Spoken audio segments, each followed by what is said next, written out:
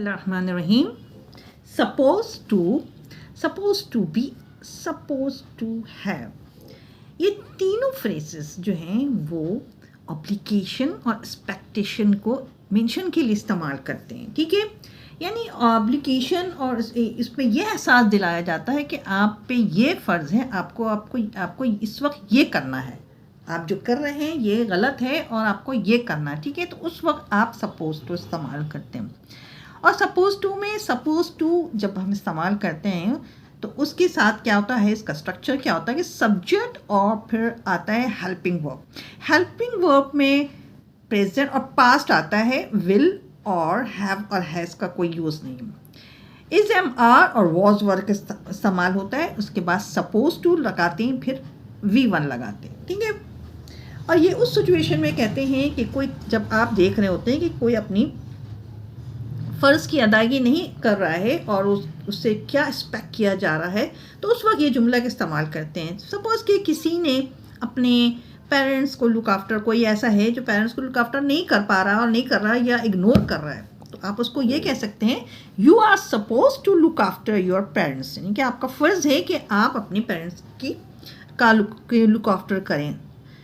अच्छा, उसके बाद अगर टीचर्स कहती हैं अपने स्टूडेंट्स को, जब बहुत अच्छा पढ़ाती हैं और एक्सपेक्ट करती हैं कि ये सारे बच्चे एग्ज़ाम पास कर दें, तो वो भी ये कह सकती हैं कि all the students are suppose to pass this exam, कि उनसे उम्मीद की जाती है, उनसे एक्सपेक्ट किया जाता है कि वो एग्ज़ाम पास कर दे। फिर पास के लिए कहा जाता है they were suppose to invite me, कि उनका फ़र्ज़ बनता था कि वो मुझे इनवाइट करते, बट दे डिडंट, कि ऐसा नहीं हुआ, कि अपनी ऑब्लिगेशन से, अपनी एक्सपेक्टेशन से वो हट गए, तो इस तरह ये जुमला इस्तेमाल हुआ। उसके बाद ये है कि अपने लिए भी आप कह सकते हैं कि I am suppose to go now, कोई काम आप कर चुके हैं, कोई आप अपना कोई फ़र्ज़ पूरा कर चुके हैं, तो उसके बाद ये कहते हैं कि उसके बाद का जो एक्शन है आप बयान कर सकते हैं I am suppose to go now, अब मेरा हक बनता है, मेरा फ़र्ज़ बनता है कि मैं चला जाऊँ, बिकॉज क्या है, I have completed my work, मेरा काम ख़त्म, मैं काम मुकम्मल कर चुका हूँ, तो इसलिए I am suppose to go now. अच्छा, कभी ऐसा होता है कि आप WH वर्ड के साथ, इन क्वेश्चंस के साथ सपोज टू इस्तेमाल करते हैं। किस सिचुएशन में, जब आप किसी से पूछते हैं कि मैं क्या करूँ, मैं कहाँ जाऊँ, मैं क्या खाऊँ, ठीक है, लोगों से जब क्वेश्चन करते हैं आप, तो फिर उस वक्त में सपोज टू क्वेश्चन वर्ड के साथ कैसे लगाते हैं, व्हाट, जिसमें कहते हैं क्या, what I am suppose to do now. कोई ऐसा सिचुएशन आती है जिसमें आप बहुत नाराज़ हो जाते हैं और आपके पास कोई चारा नज़र नहीं आता, तो फिर आप अगले से पूछते हैं what am I suppose to do now, कि अब मैं क्या करूँ।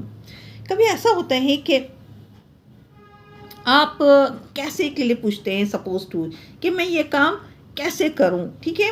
जैसे आई डोंट हैव एनी ट्रांसपोर्ट, आप बाहर नहीं जा सकते, आपको कहीं जाना है, कोई आपको कॉल कर रहा है, I don't have any transport, how am I suppose to come, ठीक है। तो एम आई के बाद सपोज टू लगता है, जिसमें बताता है कि कैसे, क्या करूं, ठीक है। Where am I suppose to go now, कभी ऐसी सिचुएशन होती है जब आप के पास से आपका ठिकाना ख़त्म हो जाता है, तो फिर आप अगले से पूछते हैं where am I suppose to go now, अब मैं कहाँ जाऊँ, ठीक है। तो इस तरीके से सपोज टू क्वेश्चन वर्ड के साथ भी इस्तेमाल होता है। दूसरी दफ़ा सपोज टू हैव दो तरह से इस्तेमाल होता है। एक तो होता है कि आप किसी चीज़ में किसी चीज़ की पोजीशन के लिए इस्तेमाल करते हैं कि इसमें ये चीज़ होनी चाहिए, और दूसरा होता है कि सपोज टू हैव में आप ये करते हैं कि आप वो उसके साथ V3 लगा के आप वो बताते हैं कि वो काम हो चुका होता है। अब सपोज टू हैव पोजीशन के लिए किस तरह इस्तेमाल करते हैं, this mobile is suppose to have long battery life, कि ये अगर मोबाइल बहुत एक्सपेंसिव है, न्यू है, तो आप इससे एक्सपेक्ट कर रहे हैं कि इसकी लॉन्ग बैटरी लाइफ होनी चाहिए, ठीक है। This house is suppose to have open kitchen, अगर आपका किसी मकान को आप देखने जा रहे हैं और वो मॉडर्न स्टाइल का है, तो आप कह सकते हैं this house is suppose to have open kitchen, कि इसका किचन ओपन होना चाहिए क्योंकि ये मॉडर्न स्टाइल का। All the candidates are suppose to have at least 5 years experience, जब किसी एम्प्लॉयज़ को हायर करते हैं तो आप कैंडिडेट्स के लिए अनाउंस कर सकते हैं कि सबसे उम्मीद की जाती है कि वो 5 साल का अपने साथ एक्सपीरियंस लें। तो सपोज टू हैव का मतलब ये होता है कि अपने अंदर, आपके अंदर ये चीज़ मौजूद होनी चाहिए, ठीक है, या कोई चीज़ के लिए या फिर कोई मतलब ये कि कोई डॉक्यूमेंट्स के लिए भी। अच्छा, you were suppose to have completed studies before marriage. कोई काम होने से पहले कोई काम आपसे एक्सपेक्ट की जाती थी कि वो आप मुकम्मल कर चुके होंगे, तो इसके लिए वो काम हो चुका होगा, उसके लिए आप सपोज टू हैव के बाद वर्ब की थर्ड फॉर्म इस्तेमाल करेंगे। You were suppose to have completed studies, कि तुम्हारी शादी से पहले तुम्हें उम्मीद की जाती है कि तुम पढ़ाई मुकम्मल कर चुके होगे, ठीक है। तो सपोज टू हैव, उसके बाद suppose to be. Suppose to be का मतलब होना, बी का मतलब होना। सपोज टू बी दो तरह से होता है, किसी खूबी को बयान करने की इसमें ये खूबी होनी चाहिए, और सपोज टू बी में V4 लगता है, यानी कि ING, ये कंटिन्यूस फॉर्म के लिए इस्तेमाल होता है।